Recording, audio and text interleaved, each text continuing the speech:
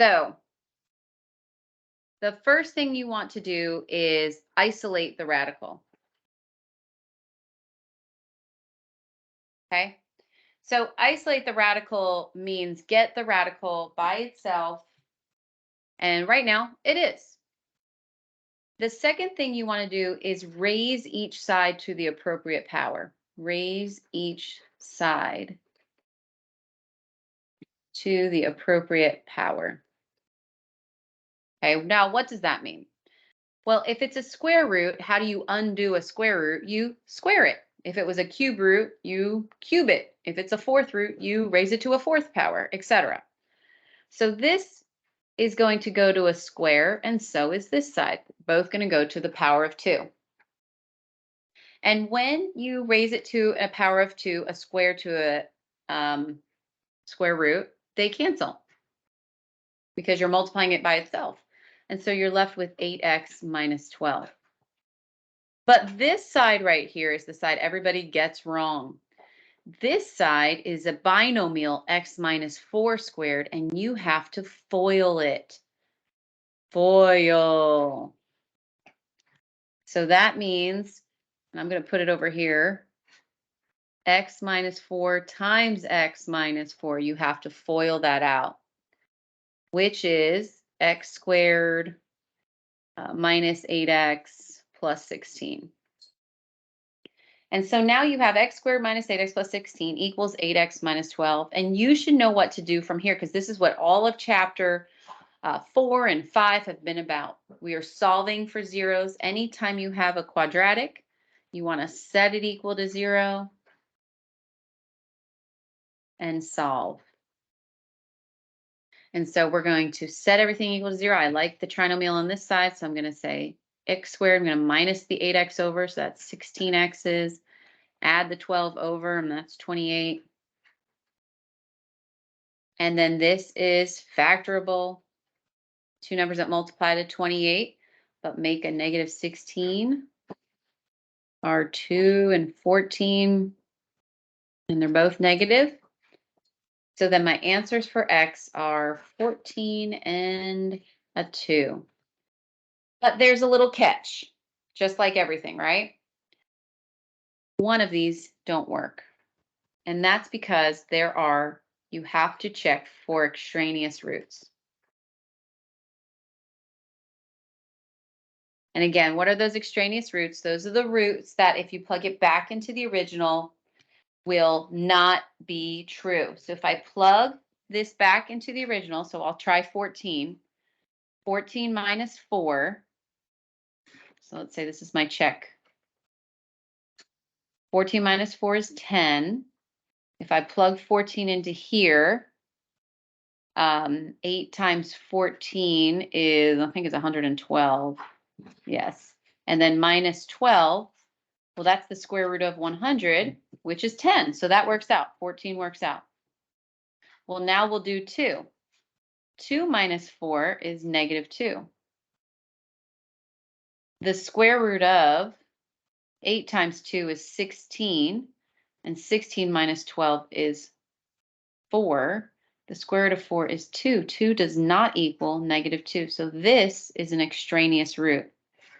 This one is the only one that works. Okay?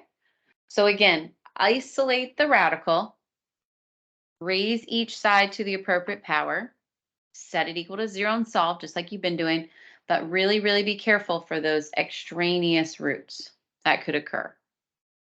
Let's do another one, because that was just very warm up to how we're doing the rest of them. And this one is similar. Solve for the square root of x minus 6 plus 8 equals x. So once again, I want to isolate the square root. I want to get the square root by itself. And unfortunately, I got this 8 in my way. So I'm going to take that 8 over to the other side. I'm going to minus it over. So that way I have the square root of x minus 6 equals x minus 8. So isolate the radical. Raise each side to the appropriate power. Okay, so we're going to square that side, square that side. The square root and the square will cancel, and you're left with x minus 6. It's just their opposite operations. But this side, you have to FOIL. This is x minus 8 times x minus 8, and you got to FOIL it out on the side. If you don't know how to FOIL fast, you need to FOIL fast. But it's x squared minus 16x plus 64. And then we set it equal to 0, and we solve, just like we've been doing quadratics. So minus the x over here and add the 6 to it. So if I minus the x over, it'll be negative 17x, and I add the 6, it'd be 70. And that's nice and factorable. What two numbers multiply to 70 but add to a 17? That's easy. That's 10 and 7. And they both would be negative, because two negatives add to be negative, but two negatives multiply to be a positive. So then my answers are 10 and 7. Now, again, you have to check for extraneous roots. And you can plug it into the original. Sometimes I usually tell my students, always go back to the original.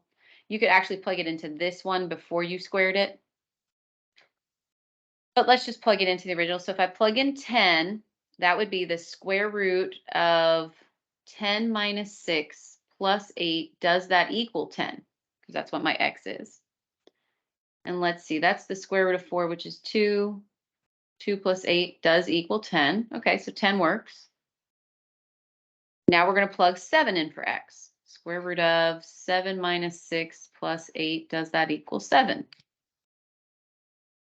So that would be the square root of 1, which is 1. 1 plus 8, oh, that does not equal 7, so that is extraneous. So you want to be very, very careful of those. Okay, now for, oh, look at that. I even stapled it wrong. A double process. There we go.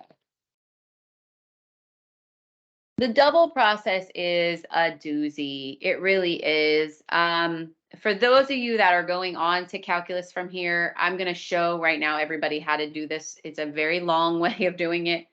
I'm going to show it because I think it's important that you see it, but then I'm going to show you a trick on Desmos, because I was showing even my Mat 171 kids, because they're like, we don't want to do it. I'm like, I know.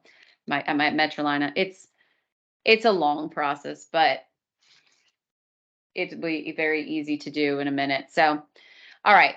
The problem with a double process is when you see two square roots. So when that happens, you're going to have to actually do a FOILing twice. And you still want to isolate the radical to one side.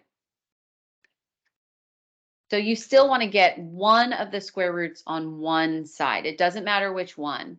I'm going to leave this square root of 4y plus 1 on this side, and I'm going to move this 1 over to that side by adding it. So what I mean is I have 4y plus 1 equals 3 plus the square root of y minus 2. Now I'm going to do what I did before, which is raise each side to the appropriate power. So I'm going to raise this side to a 2 and this entire side to a 2. Well, this side is easy. This crosses off and becomes 4y plus 1. That's easy. But this side, remember what happened on the other two? We had to FOIL. We have to FOIL with a square root.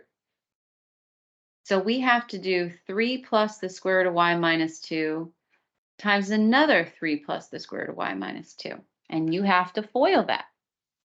And if you don't know how to FOIL that, I will show you how to do it right now, one time, because you should know how to do it. But so first times first, 3 times 3 is 9.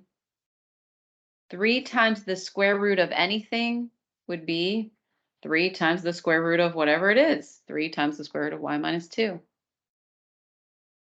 Now I'm going to do this one. Square root of y minus 2 times 3, well, that's another 3 square root of y minus 2.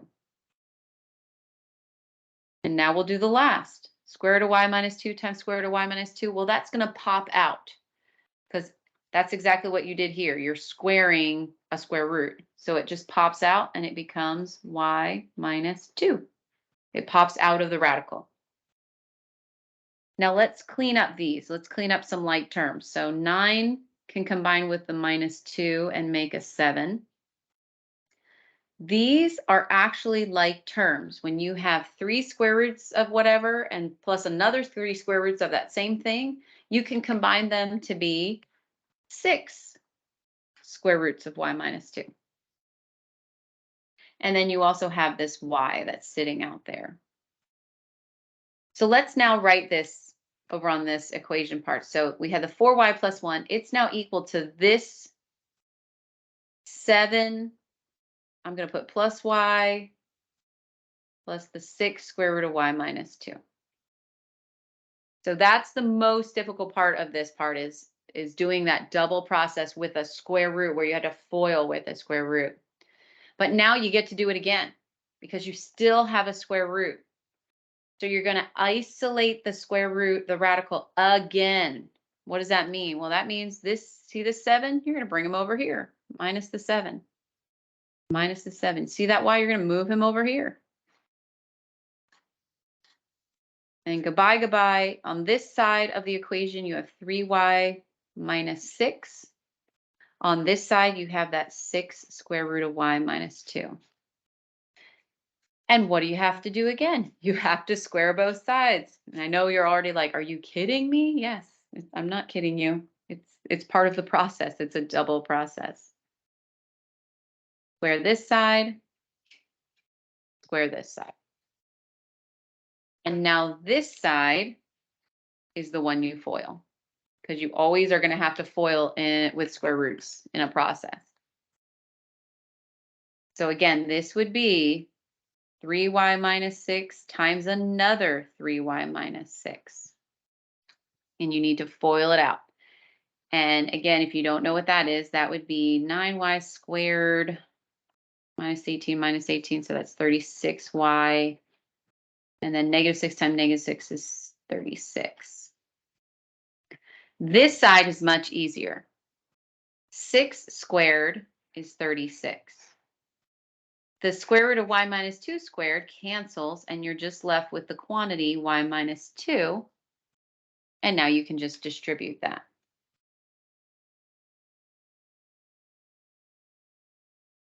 So that will be 36y minus 72. And this would be 9y squared minus 36y plus 36. And now we're going to set it equal to 0 and solve. So I'm going to bring all this, bring the right side over to the left. So 9y squared minus 72y. 108, I think that is. And all of these numbers are divisible by 9, so I'm going to factor out a 9. That's a 12. And then the two numbers that multiply to 12 but add to a -8 are y minus 6 and y minus 2. Yeah. That 9 doesn't mean anything because you can just divide it out on both sides. If it was a 9y, then we'd have to consider it be a 0. But then what does that mean for my equation? Then I have a 6 and I have a 2, and they both work. FYI. Wasn't that fun? Let me show you how to cheat the system. And again, if you're going into calculus, you're going to have to know how to do it. I'm sorry. If you're going to advanced math courses, you need to know how to do this double process way. For everybody else who's like, you know what, Miss Seta, I'm not going to do it. Let me show you the Desmos way. You're going to put the left-hand side of the equation into Desmos. 4y, actually, let's do x. 4x plus 1 minus the square root of y minus 2. Okay. Oh, I did y again. Oops. Let me keep it as x. There we go. All right. So there's the left side of the equation. Here is the right side of the equation. Hold on, my dog just grabbed something. No, sir. You're going to put y equals 3. So this is the left, but on the right-hand side, you have to say y equals 3 because it's a number. And you're going to look for where they intersect. 2 6, 2, and 6 are the two answers that we got. And you can do this for any question. Jack, you're causing me issues. If you put the left side equal to the right side and you make the left side as y1 as the first one, and then the right side as your second equation, it will always work. Let me go back to my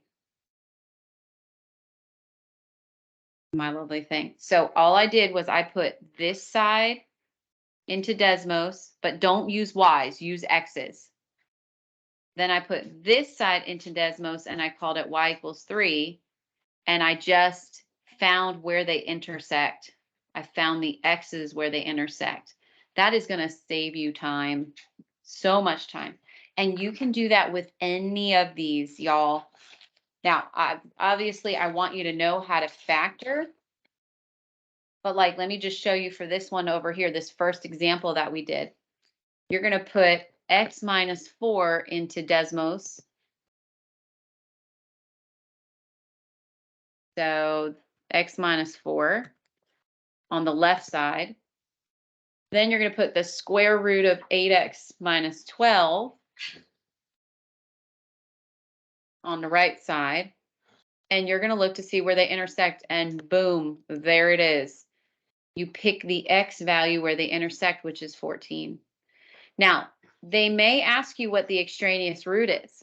If they ask you what the extraneous root is, the only way to figure that out is you're going to have to actually do it. You're going to have to work it out. But at least you now know what the answer is. And you can do this for all of these questions tonight. All of them. You can just stick it for Pearson. You can put them all in. But if they ask you what the extraneous root is, you're kind of stuck doing it this way. Okay? But I wanted to show you that because, my goodness, that'll save you so much time tonight.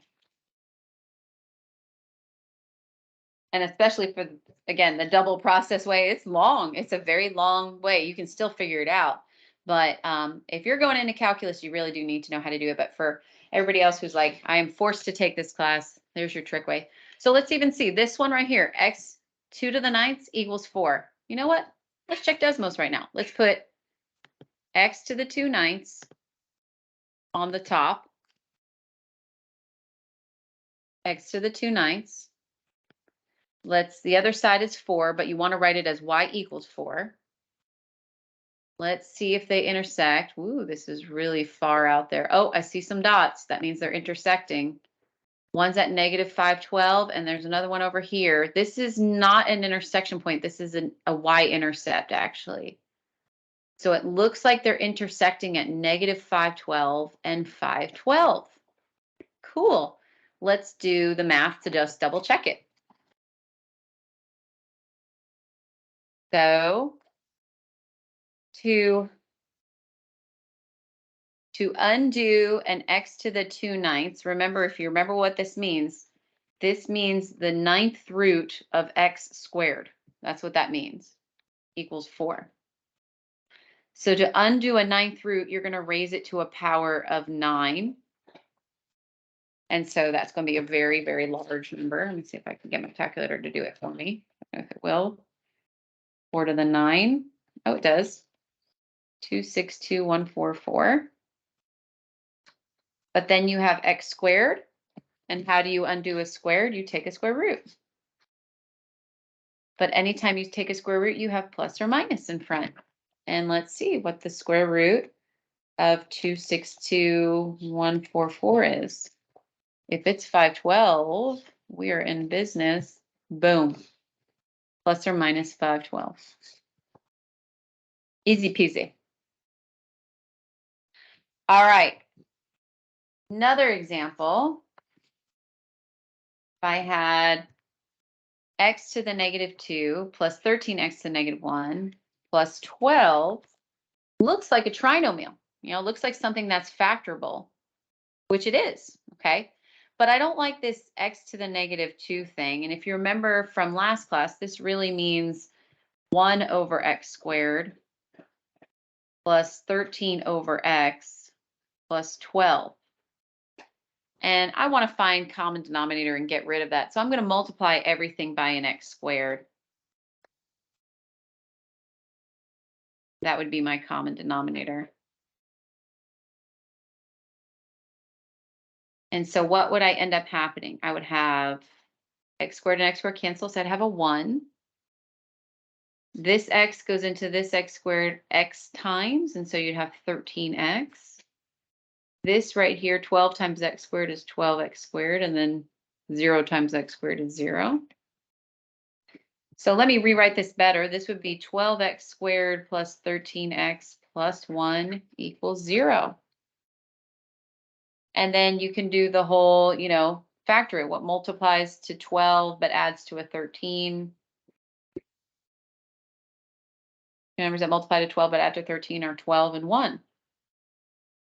But then because it has a 12 here, you divide by 12 and divide by 12. So then, hold on, I'm running out of room. So then I would have the factor x plus 1. And then this I bottom up. This would be 12x plus 1. So my two answers would be -1, and then this one would be -1/12. And again, could we check this in Desmos? We sure could. You could put this right here, 12x squared plus 13x plus 1 into Desmos. You can find where it crisscrosses. I will tell you, it'll give you a decimal. It won't give you this, okay? So you're going to have to try to figure that part out. You'll figure out -1. It'll cross the x at -1, but the -1/12 will be the problem.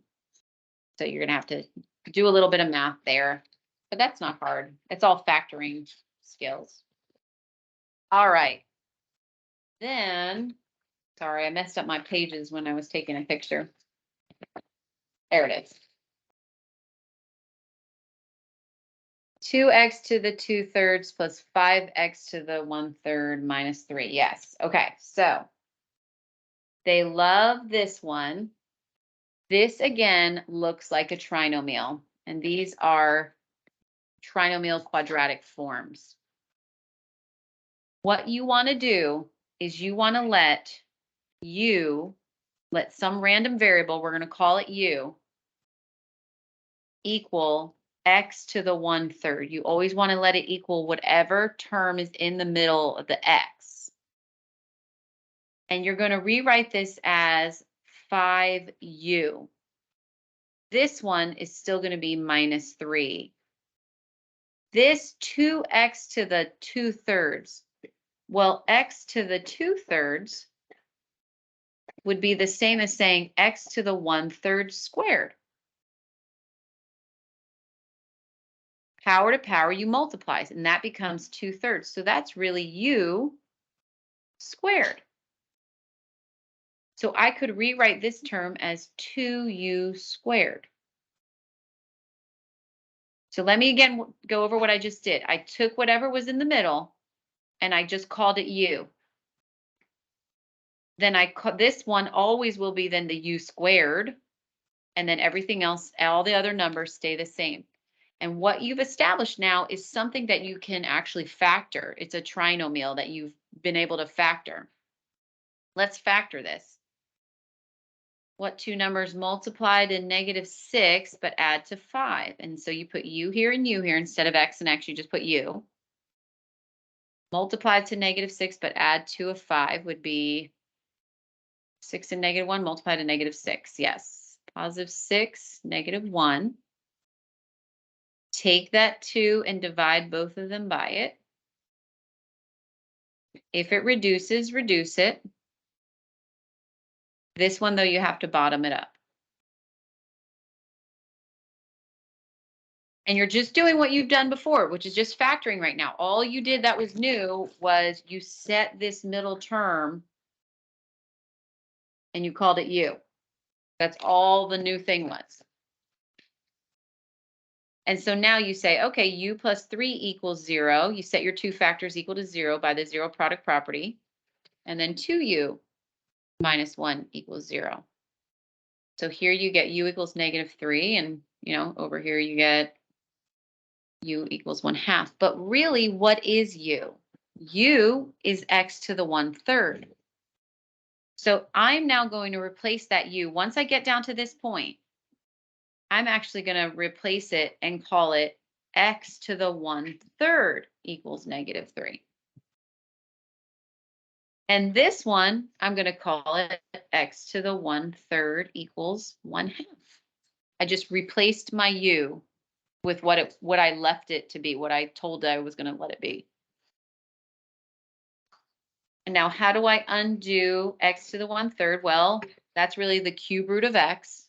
So I'm just going to cube it. And I'm left on this side with -27. This I'm going to cube. And I'm left with x equals 1/2 times 1/2 times 1/2, or 1 times 1 times 1, which is 1. 2 times 2 times 2, which is 8. And that's how you work with what are called, they're called quadratics in a trinomial form. Okay.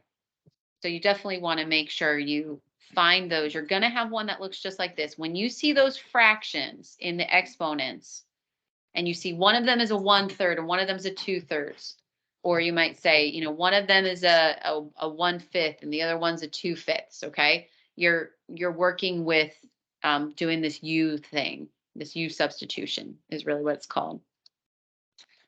All right, and I think this is it, unless I'm all off. Maybe that, nope, almost done.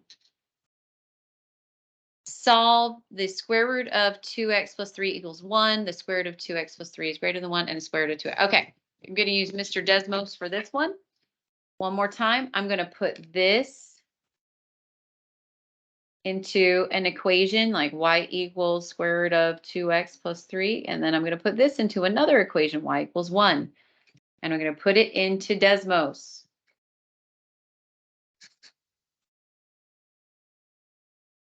So let me go over here.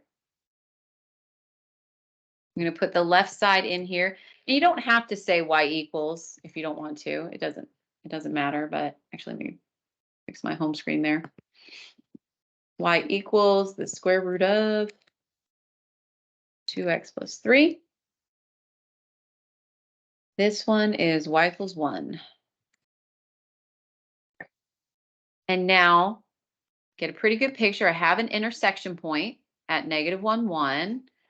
I also have, notice this black graph right here, this line.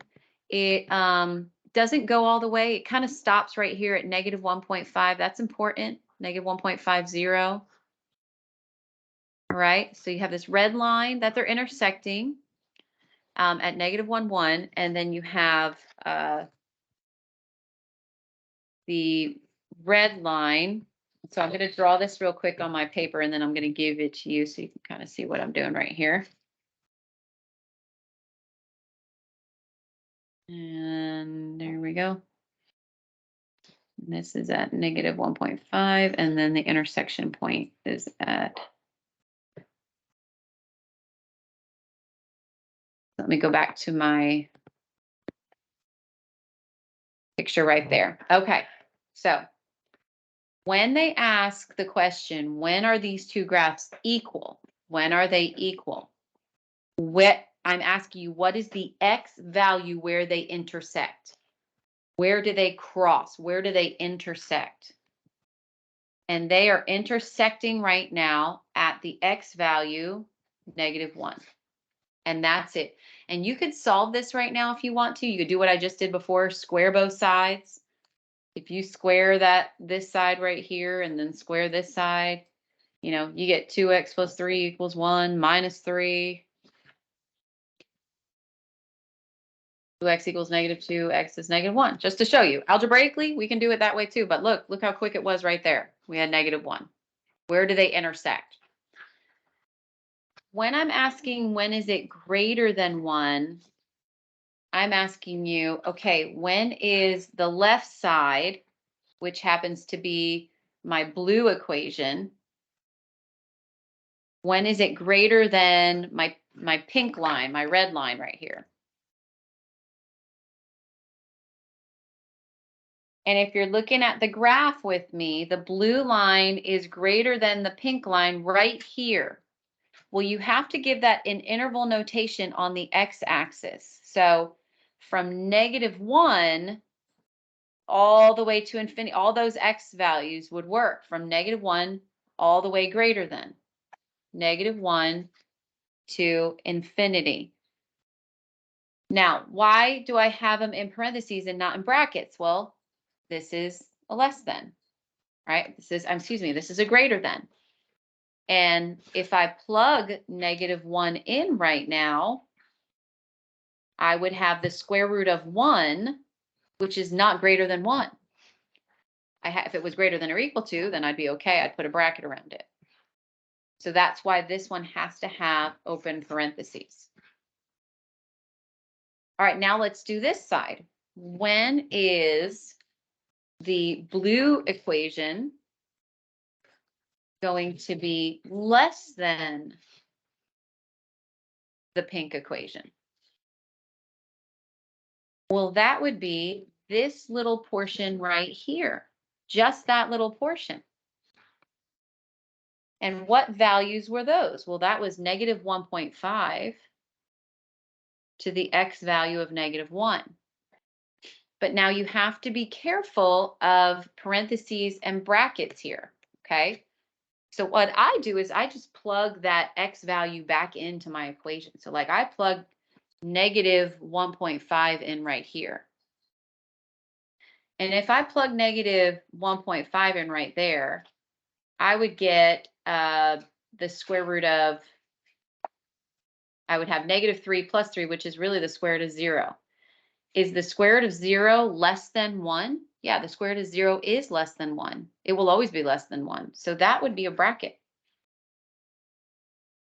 But if I plug -1 in, that would be -1 times 2 is -2 plus 3 is the square root of 1. Is the square root of 1 less than 1? Is that always true? No, the square root of 1 is not less than 1. It's equal to 1, but it's not less than 1. So I have to put a parenthesis right here. So this is the trick with this question that you're going to have on homework for this section. You have to be careful because even though you think, oh, but why isn't there an equal sign? Why do I have to bracket? Why can't I bracket if it had an equal sign? You have to kind of honestly think of what are the x values and plug them back into the actual original equation and then determine whether you put a bracket or a parenthesis around it. Okay. But it's not bad. Desmos makes it much easier by just looking at the graph. The graph is so much quicker to do rather than, work with inequalities and whatnot. All right. Last couple examples. Oh, look at that. I got another one of these. Okay. Another one of these graphs because I want to make sure you know how to do these graphs because they'd like to give them on Desmos. So I'm going to put this into Desmos. I want, when do they intersect? When are they greater? When are they less than? You can work on this while I type it out into Desmos. Or you can type it in yourself. Let's see. This is x plus 2, the fourth root. So we know how to write that now. We can write it as x plus 2 to the power of 1/4. This side is 2. All right, let's see. Looks like I got an intersection. Kind of zoom in a little bit. I got it all the way out here. Wow. There it is. Okay. 14 is the intersection point. And again, you can solve it algebraically and get it, but that was really quick.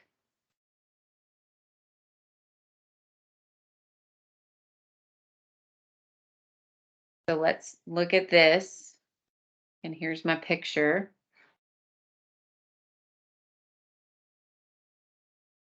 You had graph going like this, and then your y equals 2 graph going out here. And they intersected at 14 on the x. I'm not even going to worry about the y. But you know what I didn't look at? I need to get that point right there because the green line that I just drew doesn't go on any further. So let me go to my Desmos and get that x-intercept real quick. There we go.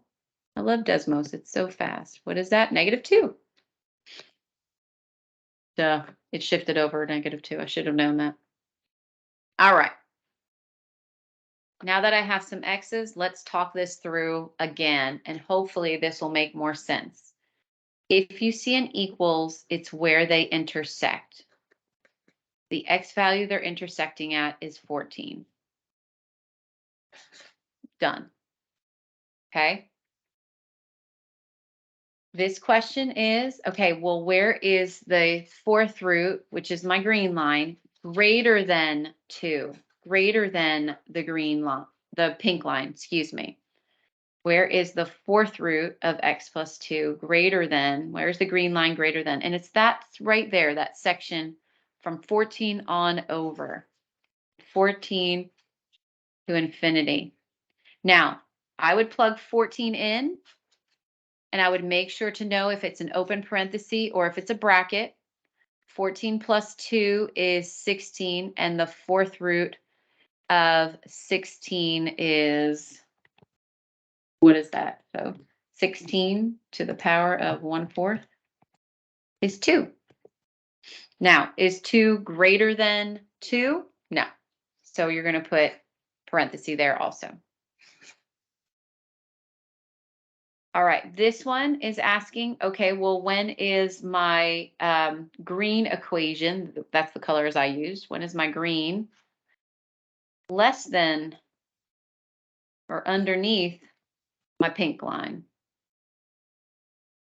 And that's this portion right here, from -2 to 14. But now we got to do the whole plugging in. We got to plug -2 into the original and see if that's a true statement. You got to plug 14 into the original and see if that's a true statement. So if I plug -2 in, -2 plus 2 is 0. Is the fourth root of 0 less than 2? Well, yeah, the fourth root of 0 is 0, and 0 is less than 2. So I'm going to put a bracket around that. Let's plug in 14. If I put 14 in right here, the fourth root of 14 plus 2 is 16. And I just did that. The fourth root of 16 is 2. Is 2 less than 2? No, 2 is not less than 2. 2 is equal to 2, but we don't have an equal sign here. So you're going to have to make that an open parenthesis. So that's just another example of how to do those questions. They do a lot of these, so I want to make sure that I've covered it extensively. All right, and then my last favorite one, they give this one. This actually one is super easy. I don't know why it looks so hard, but it actually is very nice and easy. So don't fret about it. I promise you.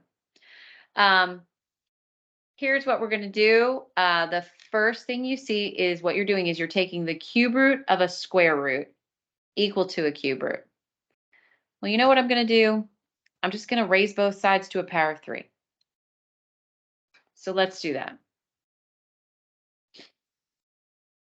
What that power of 3 will do is it will cancel out this cube root. And you'll be left with what's nested underneath, 27x. This cube root cube, they will cancel also. And you'll be left with x plus 6. Now you have a square root equal to x plus 6. Well, how do you undo a square root? You square it. The square root and the square cancel. This side, though, is a binomial that needs to be FOILed.